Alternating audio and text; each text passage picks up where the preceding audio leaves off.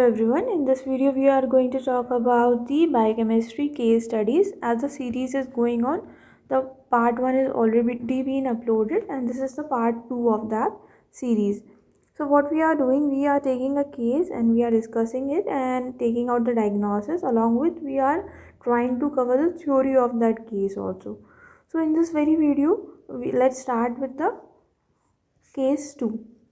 A 2-year-old child presented with a liver enlargement. On investigation, a blood sugar is found to be 50 milligram per second. So अगर यहाँ पे दिया है 50 milligram percent, but आपको normal value भी पता होना चाहिए ना, जब तो आप पता कर पाओगे कि ये ब्लड शुगर जो है ज़्यादा है या कम है. तो ये आपको पता होना चाहिए कि उसकी नॉर्मल रेंज क्या है. Then only you will be able to do कि ये ज़्यादा है या कम है. So blood sugar जो है normally it's around 70 to 100 milligram percent. Uric acid is given 10 milligram percent. Normally it is around in the range of 3 to 7 milligram percent. Lactic acid is 15 milligram percent. Normal range होती है around 2 to 7 milligram percent. Yeah, sometimes 3 to 8 milligram percent also you can say. Ketone bodies are present in this, now value is not given, but normally it is 2 to 3 milligram percent. Then plasma cholesterol is given 300 milligram percent.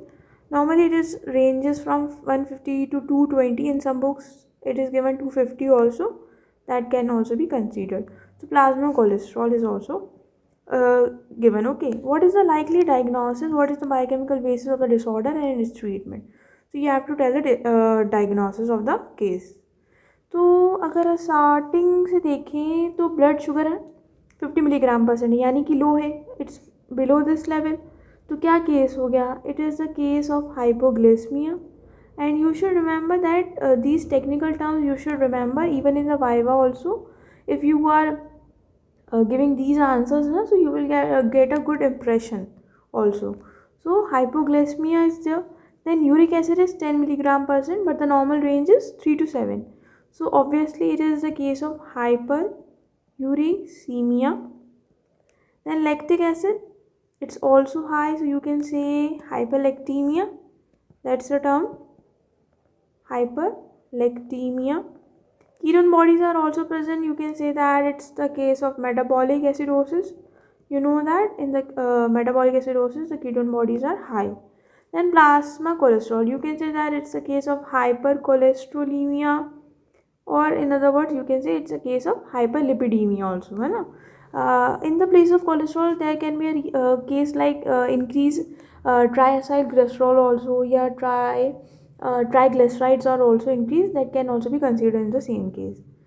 तो अगर देखिए liver enlargement है, liver enlargement दिया हुआ है and hypoglycemia as a condition, hyperuricemia, hyperlactemia, metabolic acidosis and hyper cholesterolemia है. तो ये सब जो है ना, it's giving the diagnosis of the very famous disease that is von Gierke's disease, या फिर GSD टाइप 1 भी कहते हैं, यानी कि glycogen storage disease type 1, von Gierke. ये बहुत इंपॉर्टेंट है. ये या तो वाइवा में पूछ लिया जाता है या फिर पेपर में आ ही जाता है. सो आई होप आपको पता होगा वॉन जर्के क्यों होता है. If not that I will tell you. So what happens, जो हमारा ग्लूकोनियोजेनेसिस होता है, ग्लूकोज बनाने का जो प्रोसेस होता है, उसमें लास्ट स्टेप जो होता है that is glucose 6 phosphate is getting converted into glucose in the presence of an enzyme that is glucose 6 phosphatase. Okay, so in the last process of the gluconeogenesis, glucose 6 phosphate is getting converted into glucose with the help of glucose 6 phosphatase. What happens in one jerkase? The glucose 6 phosphatase is not present.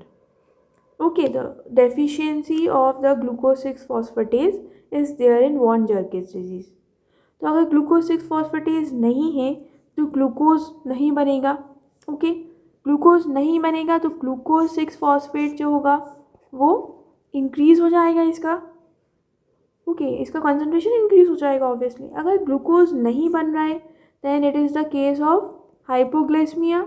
तो एक reason समझ में आ गया होगा, biochemical basis पे बताना है हमें जो, कि ब्लड शुगर कम क्यों है, क्योंकि ग्लूकोज नहीं बन रहा है. Got that first thing. Then other thing क्या है, uric acid. Uric acid high है. क्यों है यूरिक एसिड हाई? तो ग्लूकोज 6 फॉस्फेट जो है ना बहुत ज़्यादा कॉन्सेंट्रेशन में है. अगर ये ज़्यादा कॉन्सेंट्रेशन में बॉडी को तो इसका यूटिलाइज कराना है, कहीं ना कहीं तो इसे भेजना पड़ेगा, अदरवाइज़ काफ़ी सारी प्रॉब्लम्स हो सकती हैं. तो व्हाट हैपन्स, इसका डाइवर्जन हो जाता है एंड ये HMP पाथवे में चला जाता है. सो इन HMP pathway what it is doing, it is forming pentose sugars. आपको पता होगा HMP पाथवे पेंटोज शुगर्स बनते हैं एंड प्यूरिन्स बनते हैं. सो प्यूरिन्स बन रहे हैं, प्यूरिन ज़्यादा बनेंगे तो ऑब्वियसली इसके बाद ये जब डिग्रेड होंगे तो यूरिक एसिड बनेगा. So there is an elevation of uric acid. Uric acid elevate हो रहा है which is the reason for hyperuricaemia, और अल्टीमेटली गाउट भी हो सकता है इन वॉन जर्केज. समझ में आ गया हाइपर यूरिसीमिया कैसे हो रहा है? क्योंकि ग्लूकोज 6 फॉस्फेट ज़्यादा मात्रा में प्रेजेंट है, तो HMP पाथवे के थ्रू वो डाइवर्ट हो गया, तो वहाँ पे प्यूरिन्स बन रहे हैं, अल्टीमेटली यूरिक एसिड बन रहा है, तो जो कॉज कर रहा है हाइपर यूरिसीमिया. हाइपोग्लाइसेमिया समझ में आ गया, hyper uricaemia. What other thing was lactic acid. Lactic acid high क्यों है? लैक्टिक एसिड हाई होने का एक रीज़न ये है कि ये ग्लाइकोलिसिस भी डाइवर्ट हो जाता है, लाइक ग्लाइकोलिसिस में भी डाइवर्ट हो जाता है. ड्यू टू ग्लाइकोलिसिस में जाने की वजह से या तो पायरुवेट्स बनेंगे, पायरुवेट्स बन सकते हैं, प्लस लैक्टेट बन सकता है, क्योंकि इसको डाइवर्ट तो कराना है बॉडी को. So it is getting converted into pyruvate और लैक्टेट. तो लैक्टेट ज़्यादा बनने की वजह से that is causing what, hyperlactemia. ठीक है, हाइपरलैक्टीमिया का कॉज ये हो गया कि ग्लाइकोलिसिस में डाइवर्ट हो गया इसका pathway. Then other case was metabolic acidosis, यानी कि कीटोन्स बॉडी प्रेजेंट थे, और हाइपरलिपिडीमिया. अब हाइपरलिपिडीमिया क्या हो जाता है? हाइपरलिपिडीमिया इसलिए हो जाता है क्योंकि फिर से ग्लूकोज 6 फॉस्फेट को हमें डाइवर्ट करना है, तो वो फैटी एसिड्स की सिंथेसिस में डाइवर्ट हो जाता है. तो फैटी एसिड सिंथेसिस ज़्यादा होगा तो ऑब्वियसली लिपिड प्रोफाइल ज़्यादा हो जाएगा, यानी कि लिपिड्स ज़्यादा बनेंगे, है ना. तो हाइपर लिपिडीमिया हो जाएगा. हाइपर लिपिडीमिया होगा तो कीटोन बॉडीज़ भी उसी तरह से ज़्यादा बनने लगेंगे.